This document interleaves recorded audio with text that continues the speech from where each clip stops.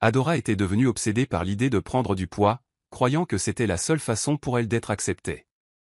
Elle commença à manger bien plus que son corps n'en avait besoin, se forçant à consommer de grandes portions d'igname, de foufou et de ragoût à l'huile de palme à chaque repas. Elle s'asseyait devant une montagne de nourriture, transpirant tandis qu'elle enfournait cuillerée après cuillerée dans sa bouche, déterminée à transformer son corps en quelque chose qui plairait aux yeux du village. Pourtant, peu importe combien elle mangeait, le poids ne semblait jamais venir. Unuasala était un endroit unique, un village où toutes les femmes étaient grosses et robustes, à l'exception d'une jeune fille. Dans ce paradis paisible, chaque femme portait son poids avec fierté, traversant la vie avec l'assurance que son apparence plaisait à la fois à ses ancêtres et à ses futurs beaux-parents. Cette croyance avait été transmise de génération en génération, incontestée jusqu'au jour où un enfant particulier naquit de Neka et Obina. Neka et Obina étaient très respectés dans le village, connus pour leur gentillesse et leur générosité. Lorsque Neka tomba enceinte, tout le village fut excité. Sa grossesse se déroula sans heurts, et le moment venu, Neka donna naissance à une petite fille qu'il nommait Adora. Mais lorsque la sage-femme souleva le bébé pour que tous le voient, un silence tomba sur la pièce. Adora n'était pas comme les autres bébés. Elle était petite, ses membres délicats, et ses joues manquaient de la rondeur habituelle que les sages-femmes du village aimaient voir. Un murmure se répandit dans la pièce, et certaines des femmes plus âgées échangèrent des regards inquiets. Est-elle malade, chuchota quelqu'un, mais la sage-femme les rassura rapidement, disant « Elle est en bonne santé, juste différente. Les dieux ont leur plan. » Neka et Obina aimaient tendrement leur fille et l'élevèrent avec tous les soins du monde. Mais à mesure qu'Adora grandissait, il devint évident qu'elle n'était pas comme les autres enfants. Tandis que les autres filles commençaient à développer des joues rondes et des silhouettes plus pleines, Adora restait mince, sa silhouette presque éthérée. Elle avait une lumière intérieure qui brillait à travers ses yeux, une lumière qui la faisait paraître appartenir à un autre monde. Dès qu'Adora sut marcher, elle devint l'objet de chuchotements et de commérages. Les autres enfants la montraient du doigt, ricanant et l'appelant la brindille ou la mince. Elle essayait de se joindre à leur jeu, mais ils l'excluaient souvent. Chaque fois qu'elle essayait de danser lors de leur cérémonie d'accouplement, les autres filles riaient et disaient « Tes jambes sont trop minces pour la danse, va jouer avec les garçons. » Le cœur d'Adora était lourd de solitude. Elle se retirait souvent dans les champs tranquilles à la lisière du village, où elle pouvait pleurer en paix. Ses parents remarquèrent sa tristesse et essayèrent de la réconforter. « Tu es spéciale, Adora, disait sa mère. Les dieux t'ont donné une beauté qui t'est propre. Un jour, tu comprendras pourquoi tu es comme tu es. Il y aura toujours du réconfort. » Mais ces quelques mots ne suffisaient guère à apaiser la douleur d'Adora. Elle se sentait comme une paria dans son propre village. Un jour, après une autre série de railleries de la part des autres filles, elle courut au bord de la rivière et pleura jusqu'à ce que ses yeux soient endoloris. Alors qu'elle était assise là, une vieille femme s'approcha d'elle. C'était Mama Chinière, la guérisseuse du village, connue pour sa sagesse et ses manières mystérieuses. « Pourquoi pleures-tu, petite ?» demanda doucement Mama Chinière. « Je ne suis pas comme les autres. Je ne suis pas belle comme elle. Je suis trop mince, trop différente, répondit Adora, la voix brisée. Mama Chinière sourit et s'assit à côté d'elle. Écoute, enfant, commença-t-elle. Les dieux ne font pas d'erreur. Chaque feuille, chaque arbre et chaque personne a un but. Ta différence est ta force. Un jour, le monde verra ce qui te rend spécial. Adora écouta, réconfortée par les paroles de la vieille femme. Mais le doute assombrissait encore son cœur. Les moqueries constantes rongeaient sa confiance. Adora devint obsédée par l'idée de prendre du poids, croyant que c'était la seule façon pour elle d'être acceptée. Elle commença à manger bien plus que son corps n'en avait besoin, se forçant à consommer de grandes portions d'igname, de foufou et de ragoût à l'huile de palme à chaque repas. Elle s'asseyait devant une montagne de nourriture, transpirant tandis qu'elle enfournait cuillerée après cuillerée dans sa bouche, déterminée à transformer son corps en quelque chose qui plairait aux yeux du village. Pourtant, peu importe combien elle mangeait, le poids ne semblait jamais venir. Son corps restait mince, refusant de se conformer à la forme idéale que tout le monde attendait. Dans son désespoir, elle se tourna vers les autres jeunes filles, qui, malgré leur raillerie, eurent pitié d'elle. Elles lui parlèrent à voix basse de décoctions à base de plantes transmises par leur mère, de potions secrètes qui pouvaient soi-disant aider une jeune fille à prendre du poids rapidement. Désespérée et naïve, Adora accepta d'essayer ces décoctions. Chaque jour, elle buvait un nouveau mélange, ravalant le goût amer, s'accrochant à l'espoir que celui-ci fonctionnerait enfin. L'une des filles, Chioma, lui donna un mélange particulièrement puissant, jurant qu'il l'avait aidé à prendre du poids en seulement un mois.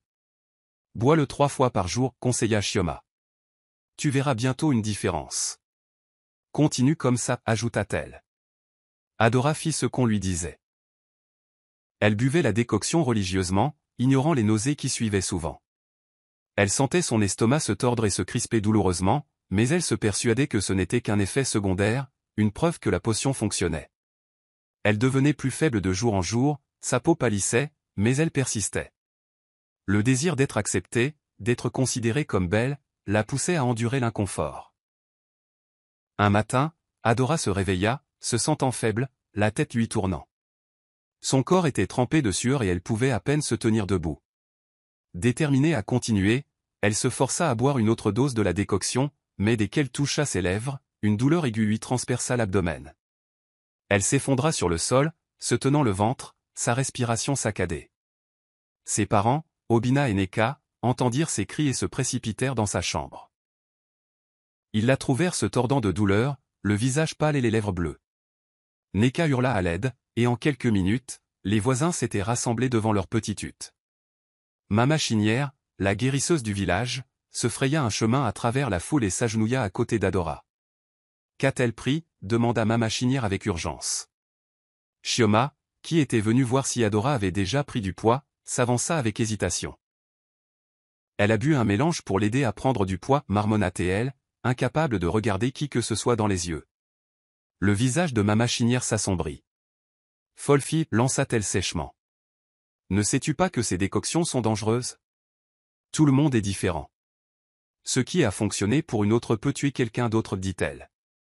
Avec des mains douces, Mama Chinière commença à administrer un remède pour contrer les effets du mélange toxique. Adora gisait là, à peine consciente, son esprit dérivant entre l'obscurité et la lumière. Elle entendit les murmures autour d'elle, les chuchotements de pitié et de jugement. Pendant 3 jours, Adora resta au lit, faible et fiévreuse. Ses parents restèrent à ses côtés, craignant qu'elle ne survive pas. Le 4e jour, elle ouvrit enfin les yeux, son corps endolori mais vivant. Elle leva les yeux vers Mama Chinière, qui était restée pour surveiller sa guérison. « Tu as de la chance, enfant, dit sévèrement la vieille femme. Les dieux t'ont épargné, mais de justesse. Tu ne dois jamais chercher à changer ce que les dieux t'ont donné. Ton corps est un cadeau, que tu le vois ainsi ou non, ajouta-t-elle. Alors qu'Adora entrait dans l'adolescence, le village commença à se préparer pour son plus grand événement, le festival annuel des jeunes filles. C'était un moment où les jeunes femmes montraient leur beauté, leur danse et leur charme, espérant attirer les regards d'un prétendant ou, du moins, gagner l'admiration du village. Le festival était aussi l'occasion d'honorer les ancêtres et de célébrer la culture. Chaque fille attendait avec impatience le festival, et Adora, malgré ses rejets passés, espérait que cette année serait différente. Elle passa des jours à tisser une belle robe, avec le tissu le plus fin que ses parents pouvaient se permettre.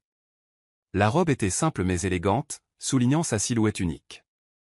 Quand elle l'enfila, même sa mère eut le souffle coupé. « Adora, tu ressembles à une déesse » s'exclama Neka. Mais quand Adora arriva au festival, les moqueries commencèrent immédiatement. « Regardez-la, dit un invité, Ned. Pour qui se prend-elle avec ses jambes minuscules ?» Adora essaya de sourire, essaya de profiter du festival, mais chaque rire était comme un poignard dans son cœur.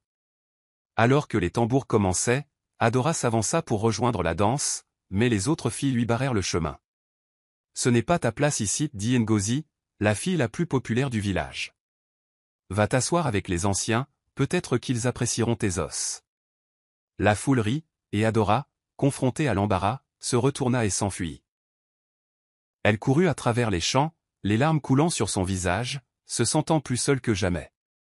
Elle courut jusqu'à atteindre l'ancien sanctuaire abandonné à la lisière du village, où elle s'effondra en pleurant. C'est là qu'elle entendit une voix. « Pourquoi pleures-tu, Adora ?» C'était à nouveau Mama Chinière, émergeant de l'ombre. « Je suis fatiguée, Mama, sanglota Adora. Je suis fatiguée d'être différente, fatiguée de ne pas appartenir. » Mama Chinière hocha la tête pensivement. « Le monde est plein de surprises, ma chère. Parfois, ce qui semble être une malédiction est en réalité une bénédiction déguisée. Fais confiance aux dieux et fais-toi confiance, ton heure viendra. Tout comme Mama Chinière l'avait prédit, la vie d'Adora était sur le point de changer. Quelques semaines après le festival, un étranger arriva à Umosala. Il s'appelait Chic, un homme grand et charmant de la ville, réputé comme découvreur de talent pour une agence de mannequins renommée. Il avait entendu parler du festival unique des jeunes filles d'Umosala et était venu le voir par lui-même. Chic fut immédiatement frappé par la beauté inhabituelle des femmes du village, mais autre chose attira son regard. Au milieu des silhouettes robustes et plantureuses, il vit une fille mince et gracieuse se tenant seule au bord de la rivière. Elle ressemblait à une fleur parmi les arbres, délicate mais forte. Il s'approcha d'elle avec précaution. « Bonjour, je m'appelle Chic. » Il se présenta avec un sourire amical. « Je n'ai pas pu m'empêcher de vous remarquer. Vous avez une rare sorte de beauté, quelque chose d'unique et de différent. Avez-vous déjà envisagé le mannequinat ?» Adora cligna des yeux, ne comprenant pas tout à fait. « Le mannequinat ? Qu'est-ce que c'est ?» Chic rit doucement. « C'est une carrière. Nous sommes des gens comme vous, avec un look spécial, qui présentent des vêtements, des bijoux et des produits. Je crois que vous pourriez avoir beaucoup de succès, ajouta Chic. Adora hésita. Elle n'avait jamais entendu parler d'une telle chose, et cela semblait presque trop beau pour être vrai. Mais je ne suis pas belle, murmura-t-elle en baissant les yeux. Chic secoua la tête. Qui dit ça? Le monde est vaste, et la beauté n'est pas une seule chose. Crois-moi, Adora, tu as quelque chose de spécial. Après avoir parlé avec Chic, Adora rentra chez elle, l'esprit rempli de pensées. Elle raconta à ses parents l'histoire de cet homme étrange et de sa proposition. Au début, ils furent inquiets, ne voulant pas que leur fille parte pour la ville, mais ils virent dans ses yeux une étincelle d'espoir qu'ils n'avaient jamais vue auparavant. « Nous te soutiendrons, Adora, si c'est vraiment ce que tu veux, dit Obina. Mais souviens-toi, la ville est différente de notre village, elle peut être dure et impitoyable, conseillèrent-ils. Adora hocha la tête, comprenant le risque, mais ressentant un désir ardent de faire ses preuves. Elle décida de tenter sa chance et de quitter Umosala avec Chic. Les villageois furent choqués, et certains semblèrent ricaner. Elle reviendra sans rien, se moquèrent-ils. Mais les parents d'Adora la soutinrent, et Mama Chinière lui donna une petite amulette pour la protéger, chuchotant, « Souviens-toi, enfant, tu es spécial. » La ville fut écrasante au début. Elle était bruyante, rapide et pleine d'immeubles imposants, de marchés animés et de gens qui semblaient se déplacer avec un but qu'Adora n'avait jamais connu. Tout était nouveau, excitant et terrifiant à la fois. Elle n'avait jamais vu autant de voitures, autant de gens si pressés, ni un tel éventail de lumières éblouissantes qui faisaient ressembler la nuit au jour. Chic l'emmena à son agence, où elle fut présentée à son associée, Ifuneya, elle-même ancienne mannequin. Ifuneya regarda Adora de haut en bas, un air sceptique sur le visage. « Tu es sûr pour celle-ci, Chic » demanda-t-elle en haussant un sourcil. « Elle ne ressemble pas aux filles avec lesquelles nous travaillons habituellement. » Chic sourit. « C'est exactement pourquoi je suis sûr. Elle a une beauté différente, une fraîcheur dont l'industrie a besoin en ce moment.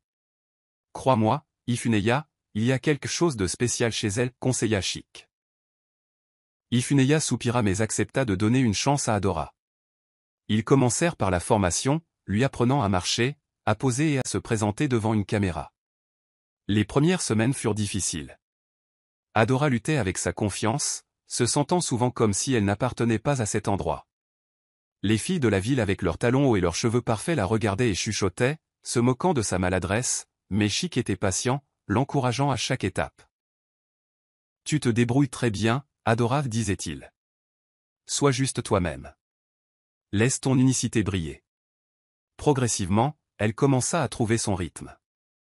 Sa démarche devint plus assurée, ses poses plus naturelles, et bientôt, elle commença à attirer l'attention des photographes et des designers. Un jour, lors d'une séance photo, une créatrice de mode bien connue, Madame Akintola, passa à l'agence. Elle cherchait de nouveaux visages pour sa nouvelle collection. Alors qu'elle traversait le studio, ses yeux tombèrent sur Adora, qui se préparait timidement pour son tour devant la caméra. « Qui est-ce » demanda Madame Akintola en désignant Adora. « Oh, c'est notre nouvelle fille du village » répondit Ifuneya avec dédain. « Elle apprend encore les ficelles du métier. » Madame Akintola sembla intriguée. Laissez-la s'avancer, ordonna-t-elle. Quand Adora s'approcha, Madame Akintola sourit. Il y a quelque chose de différent chez toi, enfant, dit-elle. Tu as une qualité brute, indomptée. Je veux que tu présentes ma nouvelle collection. Adora était stupéfaite, croyant à peine ses oreilles. C'était la chance qu'elle attendait. Elle accepta nerveusement, et en quelques jours, elle fut propulsée sous les feux des projecteurs lors d'un des plus grands défilés de mode. Alors qu'elle défilait sur le podium, portant l'une des créations de Madame Akintola, le public eut le souffle coupé. Sa grâce, son aisance naturelle, sa beauté unique les captivèrent. Le lendemain, son visage était partout dans les journaux et sur les réseaux sociaux. Elle fut louée pour son look rafraîchissant et devint rapidement le sujet de conversation de la ville. Les offres commencèrent à affluer, et Adora se retrouva bientôt à défiler pour les plus grands designers et marques. La fille du Mosala était maintenant une sensation dans la ville. La renommée d'Adora grandit, et avec elle vinrent de nouveaux défis.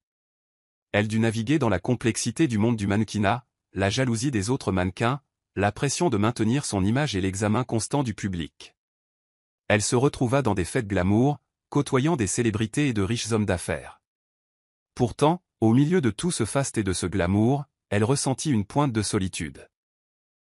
Un soir, après une journée particulièrement épuisante de séances photos consécutives, elle s'assit seule dans son luxueux appartement, contemplant les lumières de la ville.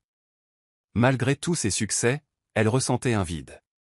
Son village, ses parents, la simplicité de la vie à Umosala, et même les rires des enfants qui la taquinaient autrefois, lui manquaient. Ses pensées furent interrompues par un coup à la porte. C'était Chic, qui avait remarqué sa récente mélancolie. « Adora, ça va ?» demanda-t-il d'une voix préoccupée. Adora soupira. « Je suis reconnaissante pour tout, Chic, mais parfois j'ai l'impression de ne pas être à ma place ici. Ma maison me manque, dit-elle. » Chic hocha la tête. « C'est normal de se sentir ainsi, mais souviens-toi, tu as parcouru un long chemin, et tu as déjà inspiré tant de gens. Tu as une histoire à raconter, et tu la vis chaque jour. Ne laisse pas la solitude d'un moment gâcher ton voyage. » Ces paroles la touchèrent profondément. Adora réalisa qu'elle avait le pouvoir de combler le fossé entre ces deux mondes. Elle décida d'utiliser sa plateforme non seulement pour le mannequinat, mais aussi pour défendre les jeunes filles qui se sentaient différentes ou mal à l'aise. Elle commença à partager son histoire dans des interviews, parlant de son éducation, des critères de beauté dans son village, et comment le fait d'être différente était devenu sa plus grande force. Des mois plus tard, Adora décida de retourner à Umosala pour une visite. Elle était partie depuis longtemps, et bien qu'elle soit nerveuse quant à la façon dont elle serait accueillie, elle ressentait une forte envie de retourner à ses racines. Elle avait envoyé des messages à ses parents, mais elle ne savait pas à quoi s'attendre du reste du village. Alors qu'elle approchait de la place du village, elle fut surprise de voir une grande foule rassemblée. Les villageois, qui l'avaient autrefois moquée pour sa différence, acclamaient maintenant son nom. Des enfants coururent vers elle, riant et agitant les mains. Les femmes, même celles qui l'avaient autrefois exclue, s'avancèrent pour l'embrasser. Obina et Neka, ses parents, se tenaient à l'avant, les larmes de fierté aux yeux. Mama Chinière était là aussi, souriant avec satisfaction. « Tu vois, enfant, chuchota-t-elle. Ne t'avais-je pas dit que les dieux ont leur plan, dit-elle. Adora serra fort ses parents dans ses bras, sentant une vague d'amour et d'acceptation la submerger. Les anciens du village l'invitèrent à prendre la parole, et d'un cœur assuré, elle se tint devant eux. « J'ai quitté ce village en ayant l'impression de ne pas y avoir ma place, commença-t-elle, sa voix portant à travers la place. Mais la vérité est que chacun de nous est unique, et nos différences sont ce qui nous rend beaux. J'ai appris que la beauté ne réside pas seulement dans notre apparence, mais dans la façon dont nous nous sentons à propos de nous-mêmes. Personne ne devrait jamais être jugé ou se sentir inférieur parce qu'il est différent. » CPA. Rôles touchèrent les villageois, et beaucoup hochèrent la tête en signe d'approbation. Ils la voyaient non seulement comme Adora, la fille mince qui était partie pour la ville, mais comme un symbole de courage, de détermination et d'amour-propre. Le retour d'Adora apporta un nouveau vent de changement à Umuasala. Son histoire était devenue virale, et le village commença à attirer des visiteurs de loin, désireux de voir l'endroit qui avait donné naissance à un mannequin de la ville. Plus important encore, le parcours d'Adora inspira beaucoup de gens dans le village à repenser leurs critères de beauté et de succès.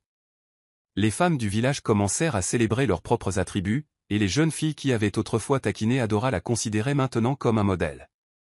Même Ngozi, la fille qui s'était moquée d'elle au festival des jeunes filles, s'approcha d'elle les larmes aux yeux. « Je suis désolée, Adora, avoua-t-elle. J'ai eu tort de te juger.